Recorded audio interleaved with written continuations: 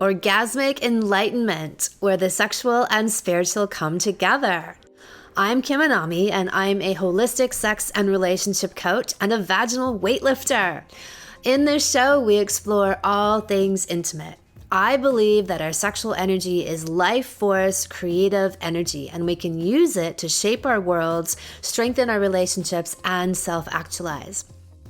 I blend the most avant-garde information from neuroscience, ancient sexual practices like Tantra and Taoism, to renegade wellness modalities to show you how to create gourmet sex in your lives. Come one, come all. Why is sex censored? More than any other thought, activity, or concept, sex is the most censored of them all. Why? Why do people go to such great lengths to censor sex? Is it really so dangerous? Well, actually it is. A sexually awakened and self-realized being is very dangerous because they know their own truth. They think for themselves, they speak their minds, and they don't give a shit what anyone thinks about them. They are in touch with their very source, most creative and powerful energy in the universe, the source of life. To certain people or groups or powers, the sexually awakened pose a real threat to the foundational ideas that keep people docile, controlled, and subservient, and lost. They are a threat to the status quo, to lies, to bullshit, to social programming, to disease as a business model, and to being dependent on outside sources for what to think and do and how to feel. Instead, these people, the sexually self-realized, are self-sovereign, they are self-reliant, and they are awakened. People are much more programmable and controllable when they are out of touch with their vital life force energy, which is the very essence of who they are. I always say that people not in touch with their sexual energy are operating at a deficiency. If you were a ruler and you wanted complete obedience from your citizens, the first thing you would do after putting fluoride in the water, just like Hitler did when he took power, would be to squash their sexual selves and distort all messaging around what sex really is. All of the pillars of an obedient and unquestioning populace crumble in the wake of a sexually self-actualized individual and society. How? Why? As I always say, sexual energy is life force energy. This is the energy that creates new life. As living creatures, we have an infinite supply and source for this energy via our genitals. Wisdom, power, rejuvenation, instant healing, and spiritual enlightenment, all on tap. Bottoms up, kids. This is your power drink.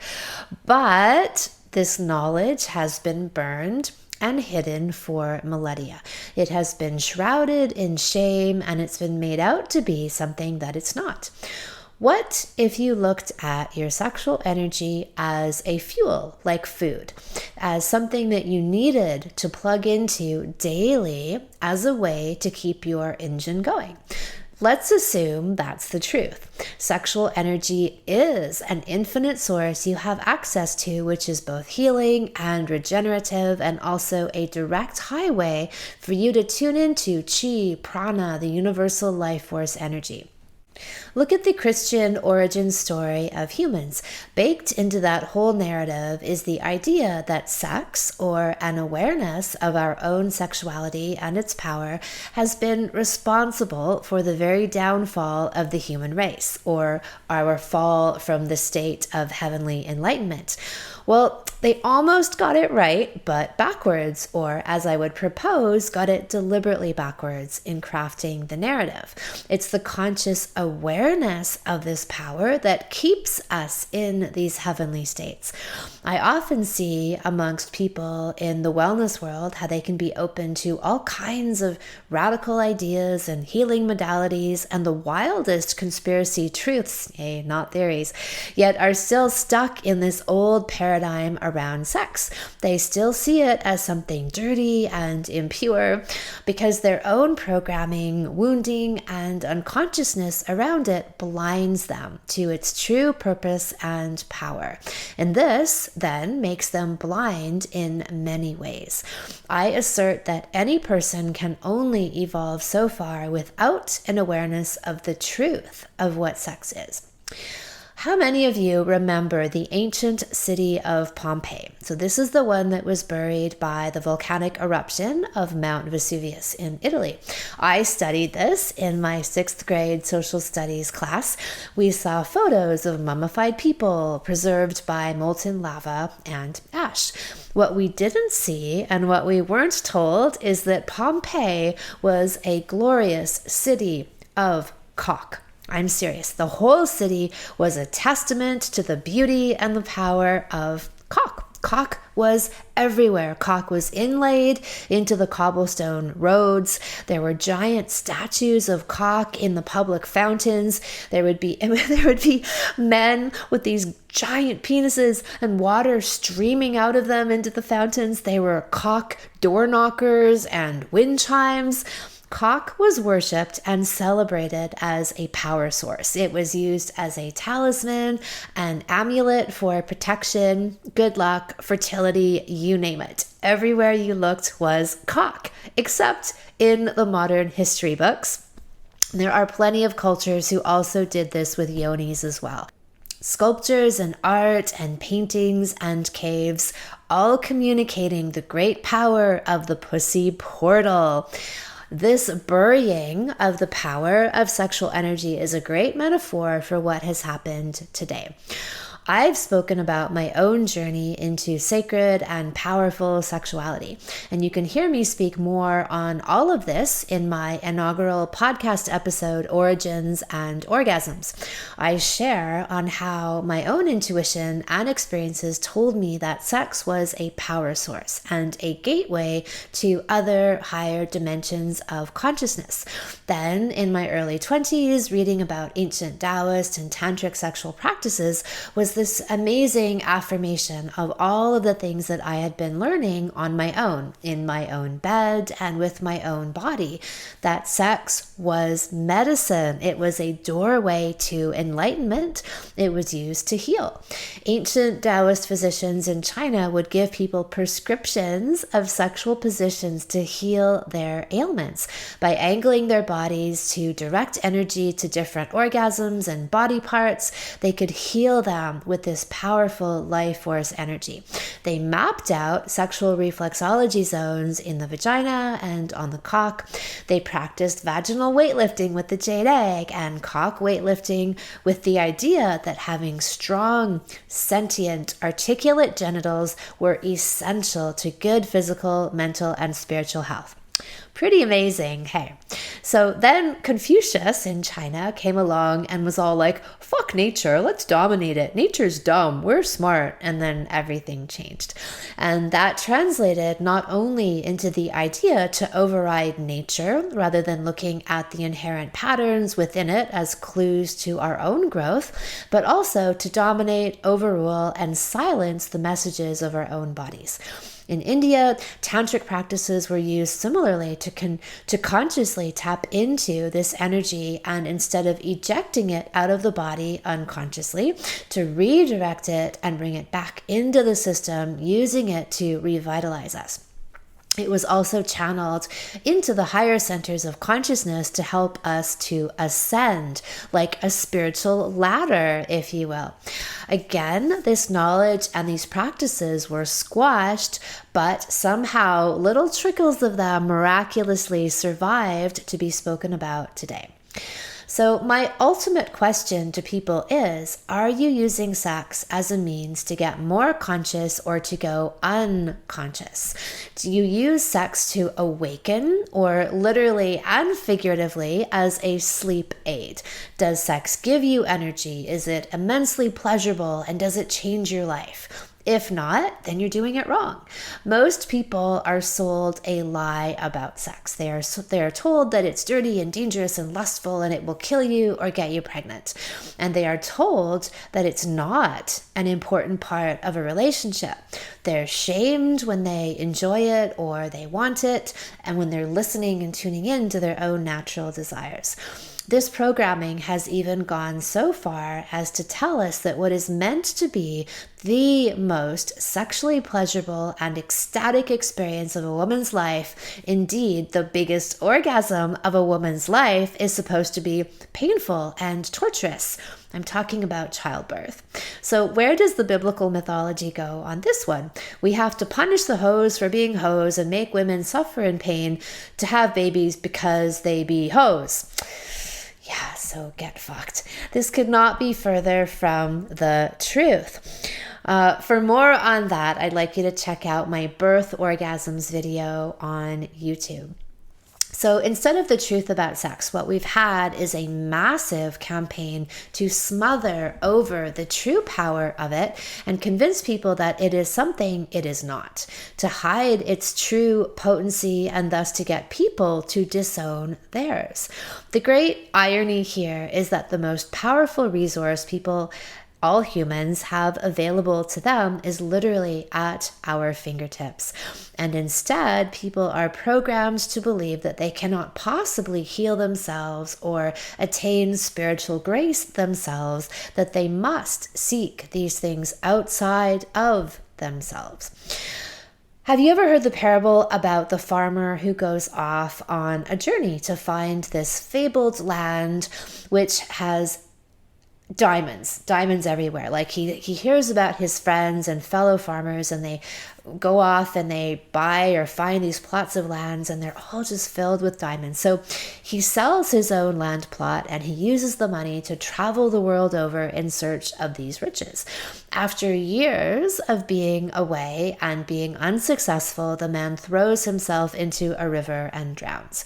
Meanwhile, the man who bought his property one day discovers one of the largest diamonds ever found. He then finds that his entire property is full of diamonds, the very same property that the original man sold, which was teeming with acres of diamonds. Most of the messaging that we do receive about sex in our culture is also very distorted. So in the media, pop songs, advertising, instead of it being presented as a profound and powerful experience, it's portrayed in a very low-grade, offhand, ultra-casual way. Sex is cheapened. We've got rap songs and pimps and hoes and women who seem all too willing to trade some ass for some cash. Tits and ass, and this very bizarre message of sex being everywhere and selling everything from potato chips to pickup trucks, but you aren't actually allowed to have it and enjoy it. Pretty fucked up, yeah? So it's fine to have these very low vibration presentations of sex. You know, we see this with the prolific amount of porn out there, but any kind of higher education or ideas about sex are restricted. So why is that? On Facebook, for years, women were banned from showing photos of themselves breastfeeding, but Hooters type, "Hey, look at my titties" pages were completely fine. Why is that? As someone who has existed in the sexual realm for decades, I have seen all of this firsthand, this distortion and censorship of the truth about sex. So I've spoken in my last few episodes about freedom of expression and the freedom to think differently, the instinct to question when someone or a group is deliberately lying to you in a bid to steal your health, your money, your privacy, your freedom, and your energy. When you are a docile worker bee who blindly trusts that your employer, your political leaders, or your social group have your best interests at heart, or you believe all the reasons you're given why you can't achieve something, you are relinquishing all personal responsibility and power. With power comes responsibility. But if If you start to break free of this and you realize that, and this is one of my favorite mantras, there is always a solution, you begin to use your voice to question authority figures, to rise up above the crowd, to speak up and to expose lies and hypocrisy. Maybe you even lead a revolution. I have with my vagina. The vaginal lift heard round the world. Now thousands and thousands of women have high libidos, gushing vaginas, and multiple orgasms. Thousands and thousands of men have cocks and balls of steel. Hundreds of thousands of men and women have chucked their drugs, declined their surgeries, and healed themselves. Viva la revolution! Imagine if you could do all of these things just from the power within. You can. The truth is that sex shall set you free. Having a clear, powerful, unobstructed relationship to your own sexual power makes you unfuckwithable via lots of great and powerful fucking. So let's define powerful fucking. This comes back to my barometric questions. Is sex giving you energy or taking it away? Is it waking you up or putting you to sleep? Conscious gourmet sex is a super highway to source. It is a giant reset and recalibration of your system. La petite mort, the little death and rebirth. The highest use of sex, the kind of sex that is being hidden from you, is via a connection full of love and openness, where your heart and your genitals come together and you combine the high vibrations of love, openness, and the life-giving power of sexual energy. When you have this kind of sex, you emerge reborn. You catalyze all kinds of negativity and trauma, even ancestral trauma within yourself, and you rebirth that into your latent power and allow that to emerge. You experience a total renewal and cleansing of all of your cells, and I would say even your karmic attachments, this extremely potent soul recalibration. The deeper the orgasm and the connection, the more the reset and the rejuvenation. You have elevated your vibration because you have tapped into source energy and power. You remember who you are. Thank you so much for listening. If you haven't already, subscribe and also leave a review. And send someone else the gift of a healthy libido and an off-the-charts love life by sharing this episode with them. We'll be back next week, and in the meantime, many happy orgasms.